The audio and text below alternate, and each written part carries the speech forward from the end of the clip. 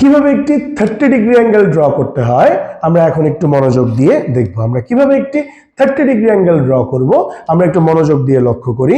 আমার 30 degree angle যদি draw করতে হয় আমার আগে একটি 60 ডিগ্রি অ্যাঙ্গেল ড্র করতে হবে, কারণ 60 কে যদি আমি সমান দুভাগে ভাগ করি তাহলে আমি 30 এবং 30 পাবো।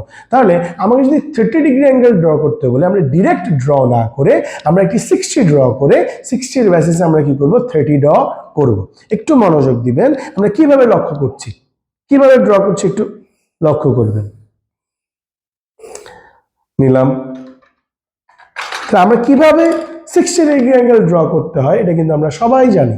আমরা কিভাবে একটি 60 ডিগ্রি অ্যাঙ্গেল ড্র করব আমরা কিন্তু সবাই জানি। আমরা ধরেন এটাকে একটা নাম দিয়ে দিলাম ও বি। এই ও বি এর ও পয়েন্টে আমি কম্পাসের পয়েন্টার বসালাম। কম্পাসের পয়েন্টার বসিয়ে কি করছি, আমি একটা যে কোনো রেডিয়াসের যে কোনো মেজারমেন্টে আমি একটা আর্ক ড্র করছি এবং আমি এই পয়েন্টে যে পয়েন্টে কাট করলো ঠিক এই পয়েন্টটাতে বসিয়ে এই পয়েন্টটাতে বসিয়ে সেম মেজারমেন্টে আরেকটা আর্ক ড্র করছি। এই যে আরেকটা আর্ক আমি ড্র করলাম, আমরা জানি এই পয়েন্টটাতে যদি এখন এই পয়েন্টের সাথে যদি আমি ওকে কানেক্ট করি আমি যে লাইনটা পাবো সেটা অবশ্যই 60 ডিগ্রির লাইন।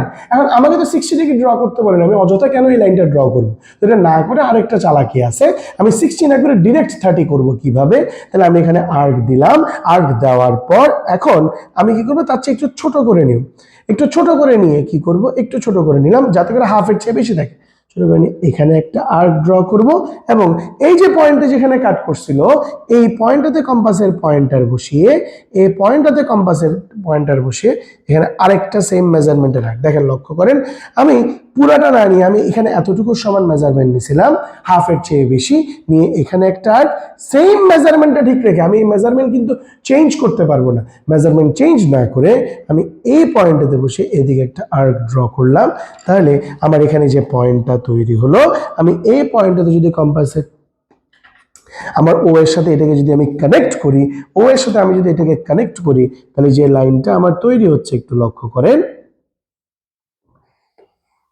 বাড়াই দিলাম, দেখি আমার এটা 30 ডিগ্রি হলো কিনা।